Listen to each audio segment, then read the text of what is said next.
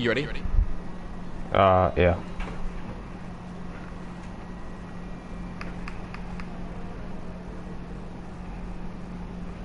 Oh, Taz joined us. He did.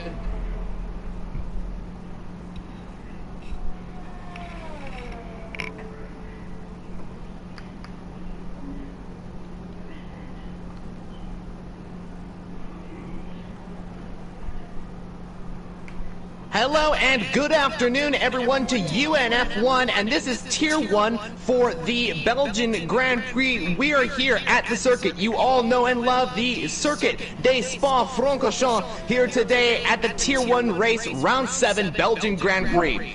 Alright, so this track is very famous in the Formula 1 world. When people think of Formula 1, I think they think of not just this track, but they think of Monaco, Brazil, and of course Belgium. So I think a lot of these drivers out there on track will have a lot of fun at this very historic and famous track.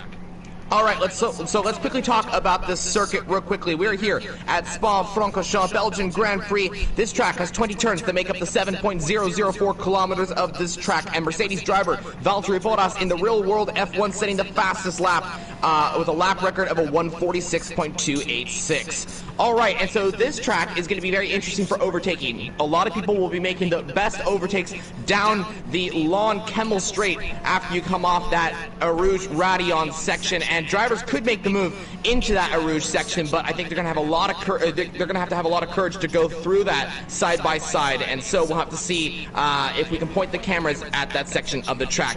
So there is only 2 DRS zones for this long track. This makes it the longest track on the Formula 1 calendar. I do believe it's the longest track on the Formula 1 calendar, and there's 2 DRS zones, as I said, and so the best place to overtake, like I said, is on the straight and a Rouge, and then of course turn 1 as well. You can go down the inside after that little DRS straight on the pit straight. All right, so let's get into the race now.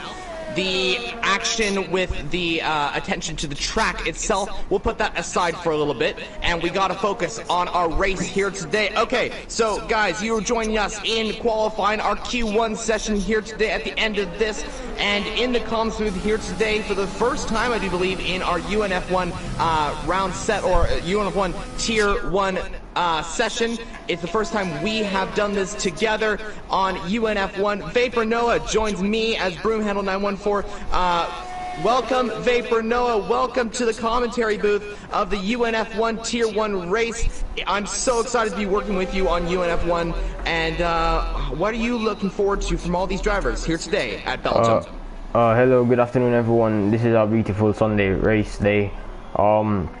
It should be interesting to see what these drivers can do, as Tasmanian Devil is looking very competitive today, and this should be an amazing round to watch. Thank you for having me here, Broom, and let's see how this race goes on. Always a pleasure to have you in the booth with us here today, Noah. Hopefully we'll be able to see a very exciting Grand Prix here today. You mentioned a few drivers out there that possibly look good. Of course, this is Tier 1, and this is the high expectations for drivers when it comes to racing. Now, of course, real quickly, before we move on with our race, I quickly want to mention, viewers, if you're watching this Tier 1 race right here, you may want to check out the Tier 2 race, which happened yesterday, a phenomenal race. Me and Noah both, I do believe we went side by side for quite a bit in that session. Go check that out. That's on the UNF1 channel. But we are focused on this race here today. That's what you all come to watch. Now, Noah, you mentioned Tasmanian Devil looking really strong. He's been on fire for the last couple of rounds. I've looked at his driving style. I also raced with him wheel to wheel many times. He's a very quick driver. Now, he sits 6th in the session at the moment. Where do you think he's going to stand, and where do you think the rest of the drivers are going to stand in today's race?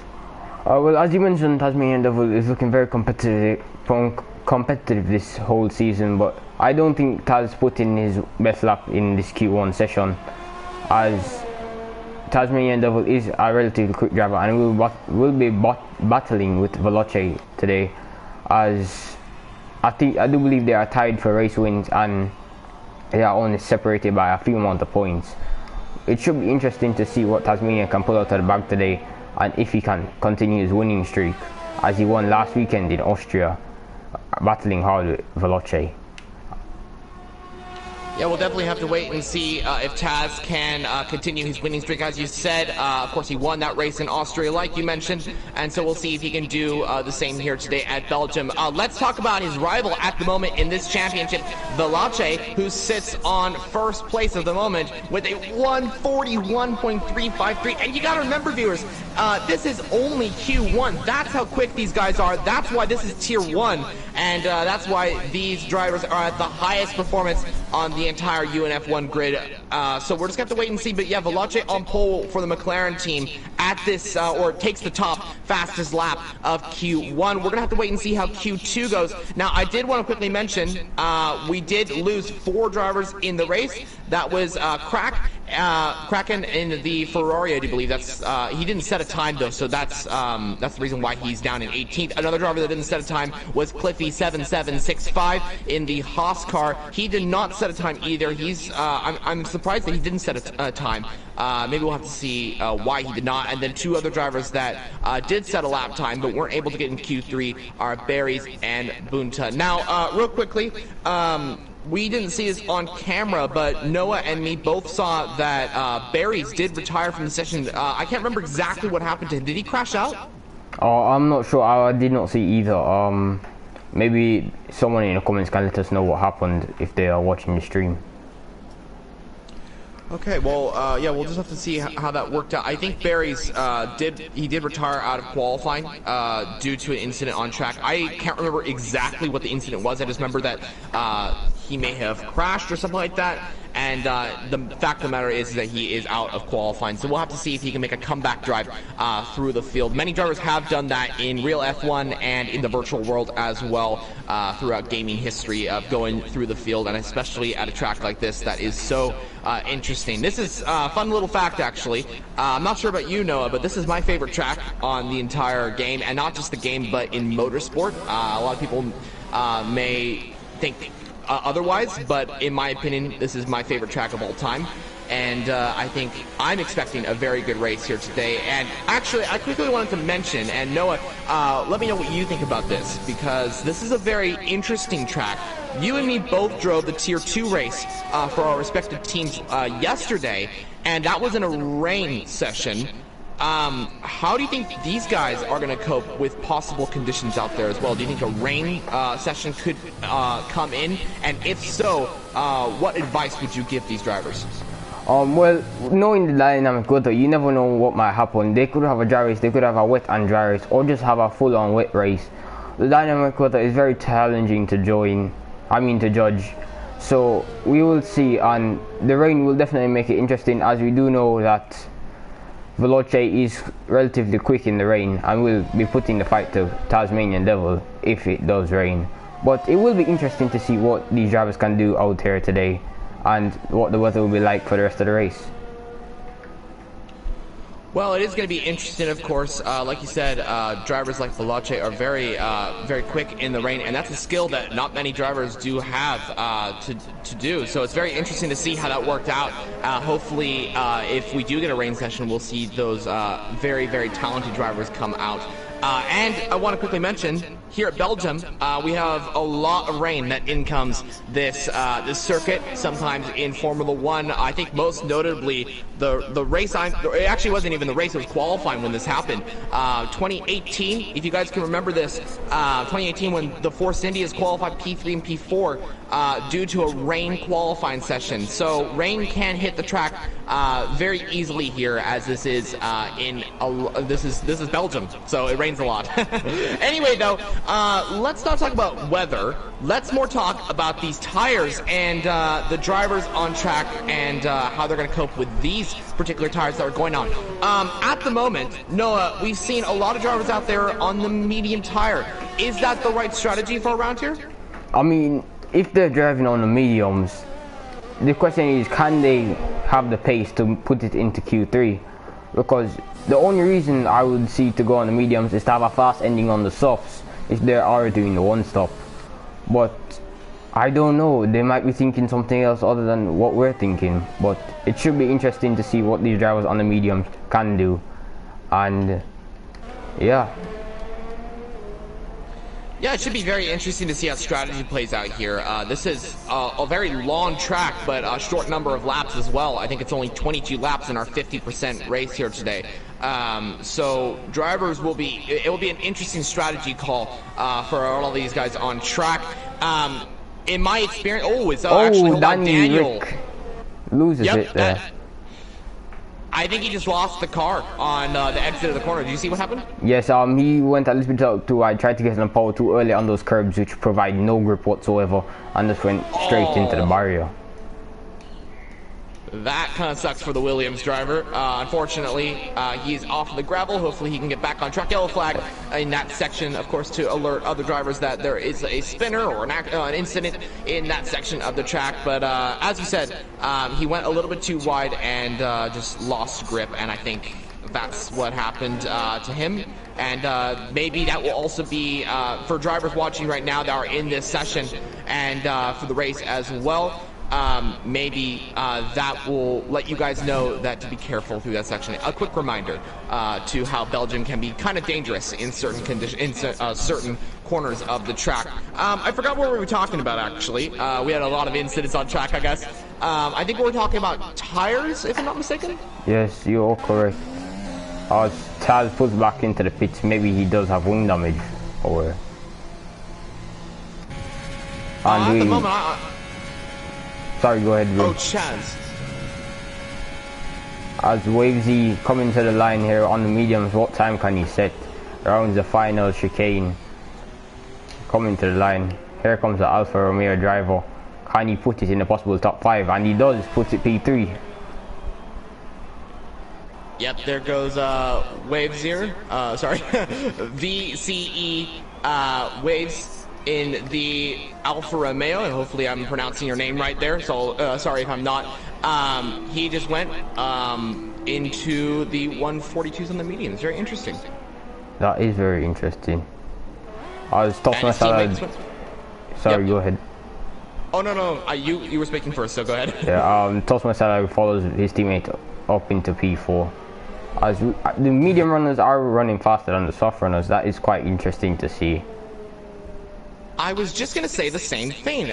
This is really peculiar. Maybe it's just pace in the car, pace in the driver, but the mediums seem like the quicker tire at this moment. That is correct. As I do think Tasmanian Devil is starting his flyer or is pulling back into the pits. Yes, he is. Oh, I wonder what's going on out there. Maybe he's thinking that he wants to go for the mediums too. Maybe the mediums actually are the quicker tire. I've actually seen that quite a bit actually in racing. Drivers have opted to go for the mediums instead of the softs, and they tend to be kind of quicker. It's a weird situation. Have you seen that before in league racing where mediums are faster than the softs? Yeah, I do. I think the mediums will be faster because the amount of the lap time on this lap is very long. I think this is the longest lap we have on the F1 calendar. And the softs might be going off to the end of the lap that they're on, so I do think mediums will be faster because of the length of the lap. Well, very interesting. Yeah, I think you were spot on with that one. I think the mediums might be the quicker tire out there because of what Noah just said. Sorry to cut this conversation kind of short here, but Project Raw has just come to the line. Where is his lap going to put him? He only goes P9, and that's on the softs, you got to remember. Maybe he had a mistake, but I was right on board with him through most of his lap, and he was really consistent, so maybe the mediums actually are the faster tire. Weird to say that, but that looks to be the case as Taz is coming out of the pit lane. Taz is on the set of softs. He's on a new set of softs. I wonder what Taz is thinking because he's already pulled out on a set of softs and did not set a lap time. So maybe the guys on the softs are just trying to get in a lap and then switch to the mediums at a later date. Or yeah, I do believe that's what they're thinking. We'll definitely have to see how this plays out.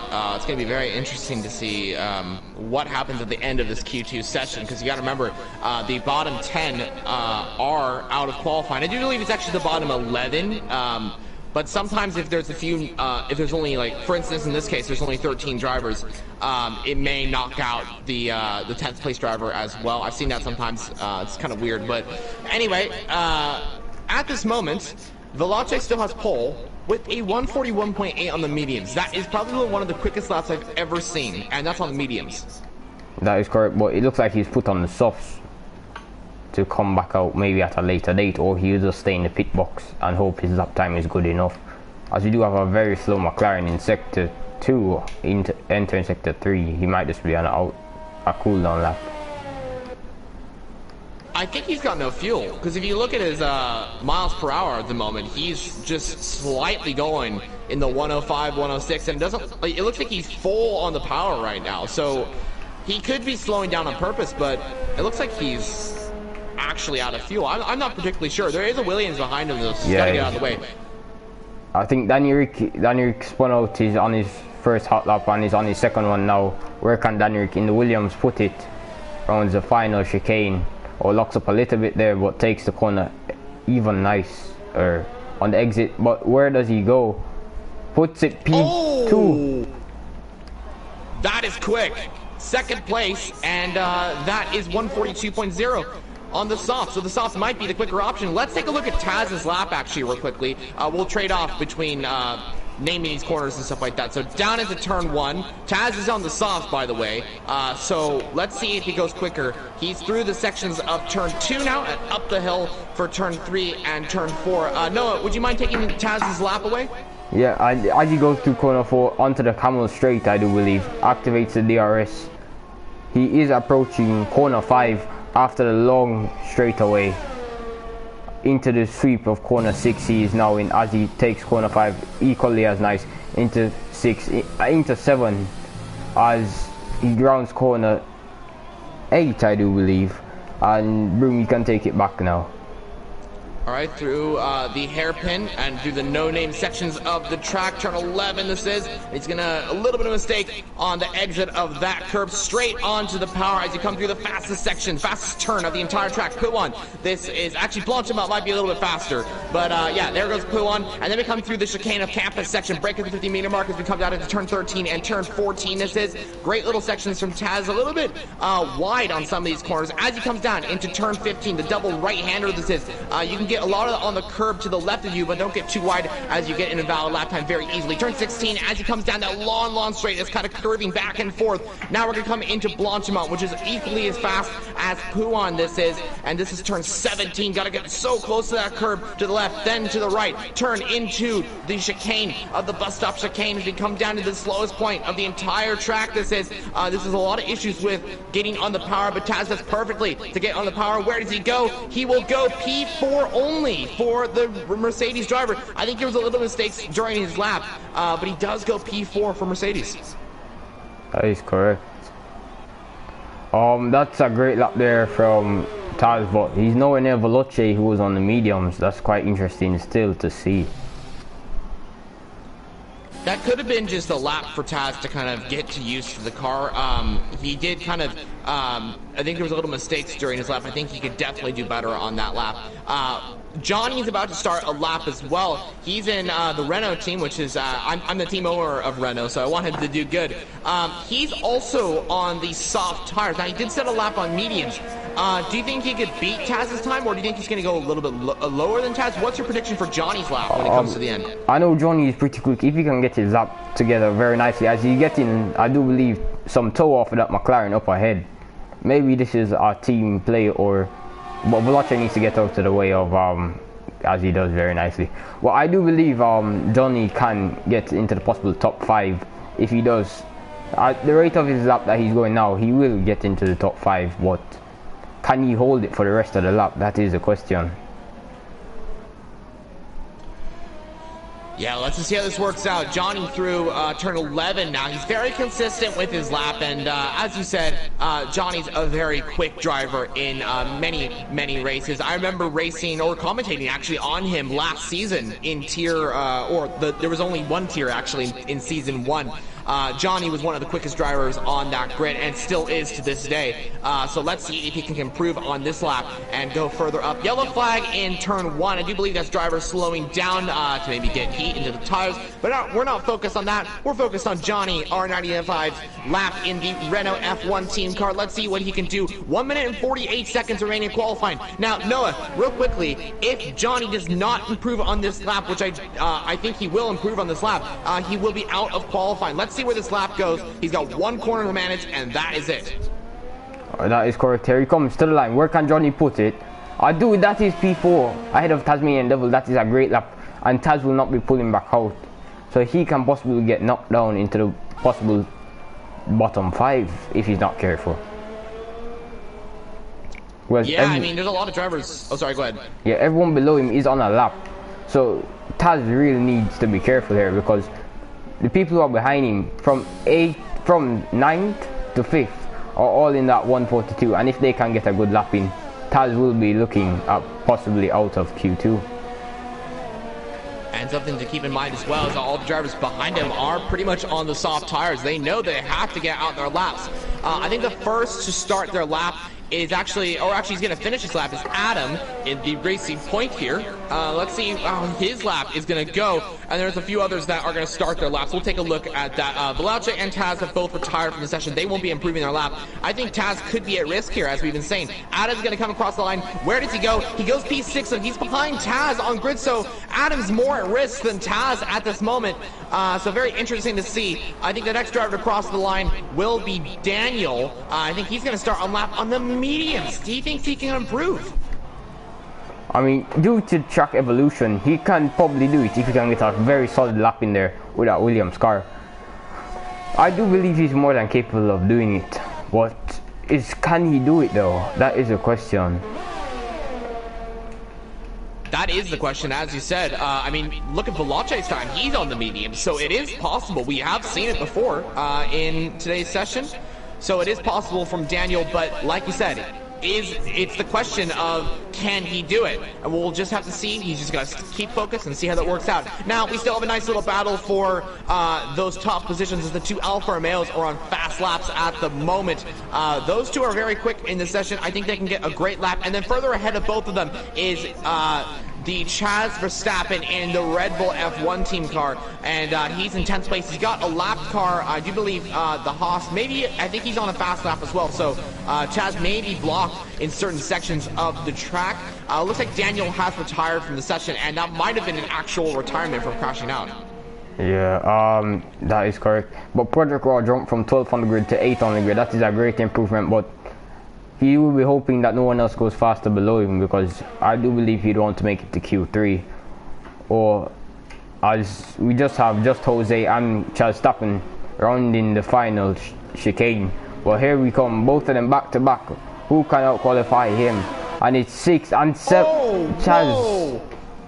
Very nice lap there by the Red Bull driver. Must have had a lot of tow from the Haas in front, which would have helped him in the straightaway speeds. That is very nice there. But we have Tom Brooks. No, that's tossed my salad up into P4. Good from the Alfa Romeo driver. As we have Wavesy coming to the line now. Where can he put the car? Wavesy looking very slow, but can he do even better? Puts it P11. No. And I do believe that's the end of qualifying. Yeah, Wavesy's out of qualifying, and also gotta mention Project Raw also out of qualifying, and I do believe there's an AlphaTauri also out of qualifying, so that is super unfortunate. Wavesy cannot improve on that lap down, so he will be out of qualifying. But I gotta say, amazing laps from Chaz and Just Jose to finally just get ahead of those guys, and I think they really helped each other out with the slipstream. I think Just Jose just really helped out Chaz there to get the slipstream, so that's what put Chaz ahead of Jose in that session. But great job from those 2, and a great job from the rest of these guys as well. Toss my salad going P4. I think a lot of excitement is yet to come from Q3. Adam barely makes it into qualifying, so that's great for him, but Wavesy's out. Project Raw and Johnsta are out of Q2. Yeah, something worth noting, this is Adam's first race in UNF1. He is a rookie this race. He would want to be proving himself, I think, of what he's capable of. as he might make it to Q3, or that weird glitch might happen as he said, where he doesn't. What hopefully he will. Well, thank you for letting me know that, actually. It's great to see rookies in this session proving that they have the pace. Adam will go into Q3 with and his first race. That's something you can't say that often. So congrats to Adam for already making an achievement in UNF1. Let's see what he can do in the race, though, as all these drivers, of course, this is qualifying. This sets the order for the race, but this is not for points. That will come in the race, of course. Okay, so we've lost Wavesy, Project Raw, and Donsta from the race. Wavesy will start on medium tires unless he changes those tires. He has the option. He's the first driver to change his tires for the race. He has the option to do so. But the 10 drivers that are going in are really fast, and I think they have the chance. Any of them really do have the chance for getting pole. But Noah, what would you say? Who would you say actually is the driver that is most likely to get pole position in the race or in the qualifying session? It's between Veloce or Taz, but you can't count out Tom Brooks. Tom Rod Brooks, very quick in a Red Bull. Tom Rod Brooks have made it on pole, I do believe, twice in Singapore, and he unfortunately missed out Austria last weekend, but we want to score maximum points today to close back up the gap to Veloce, as we do have a weird glitch going on, I do believe. Yeah, I'm seeing this too. Viewers maybe not know what this glitch is. I've actually never seen this glitch before, where it's just staying on the qualifying 2 results. I can't really do it. I can exit, but I don't want to do that, of course. Not sure what is going on at this moment. Hopefully, I think Bodhi needs to leave because it's lagged out on my screen right now. He's just sitting in the pit lane. Oh, okay. So I'm seeing the group, the qualifying 2 results, and you're seeing the pit lane? Yeah. Interesting. Yeah, I think Bodhi needs to leave. Okay, so hopefully we can get everything sorted out in just a second. Viewers, give us 1 second. Technical issues. It's just, I'm sure you all know it by now. It's the Codemaster servers. It's just how it goes. Hopefully, I'm not sure if these will ever be fixed. Maybe they'll be fixed in hopefully they'll be fixed in 2021. I hope they will be fixed then. That is very interesting. Yes. I hope we can get on to Q3 very shortly, or we might have to restart the lobby. We'll definitely have to see how this works out. I think everyone will be going underway in just a few seconds. I'm sure the admins are focused on getting us into the session. Of course, that is their job. So everyone, be patient with that. Thank you so much for watching so far. Actually, real quickly, will we have this quick time to pause? I want to say a few things, if you don't mind. Gotta support everything. What I'm just gonna say. Guys, make sure if you're new to the channel, have not already, make sure to smash that like button if you enjoy our commentary so far. And also, if you have not already, make sure to hit that subscribe button to see weekly content from UNF1 of Tier 1 and Tier 2 races, and some other content as well that's absolutely brilliant. Every time I see a UNF1 video, I always click on it to support the channel. So you guys can do so as well by hitting that subscribe button. And also, if you enjoy Noah and mine commentating for this race, you may want to check out our channels.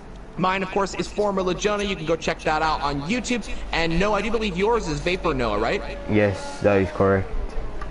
So, guys, please make sure to go subscribe to both of our channels. Really helps it out. Noah's got great content. I've got great content. So please go check those out. And also, like I said, view the UNF1 channel as well.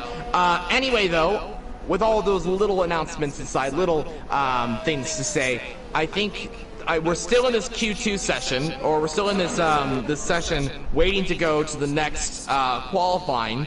Not sure what's going on. I'm pretty sure it will happen. It will go in just a few seconds here. So, like I said, be patient. But what else can we talk about? We can talk about the strategy. What do you think the strategy will be? Because if you're Veloce on those mediums, you'd want to stay ahead of Taz, because Taz will be starting on the softs. This could be like what we saw yesterday with Troy on the inters and us on the dry compound tires. Veloce could just be losing time and Taz pull away with the race lead. But at the end of the race, Veloce will definitely have the pace over Taz if he can keep his softs alive. That's something very interesting to talk about, actually. Yeah, good point to point out. Strategy is something that is very interesting for around here, and as you said, one driver may be quick out there at the start and they may be not quick at the end, or vice versa. You literally don't know. My take on strategy, to answer Noah, your question, what I did yesterday in the tier 2 session, I can't really say that's the best strategy, because of course we were in the wet conditions at that race. Oh, the session will be going in 28 seconds, so I'll finish up what I was saying. But if we're gonna have a dry session, the best strategy in my opinion is soft to mediums, pit around lap 8 or lap 9. That is the best place to pit. From my experience, I've actually won with that strategy before, and it's worked out. So viewers, racers, if you're watching right now, try that strategy, but of course that's just my opinion. We'll have to see how it works out. A lot of these guys will have a totally different strategy that plays in their favor, as the qualifying session is finally underway. Well, it is for you, it's not for me. I don't know if my game is bugging out or... Oh, okay. Are you still in the pit lane? Yeah, Q2 just restarted on my screen. Hold on, it's glitching out. Oh my gosh. Okay, well, you may need to leave the session, in my opinion. That probably might be the best option for you. Alright, yeah, I think I'll do that. Okay, and you should be able to get, I sent you an invite a little bit ago, so you should be able to take that. Viewer, sorry for the technical issues. It's Codemasters.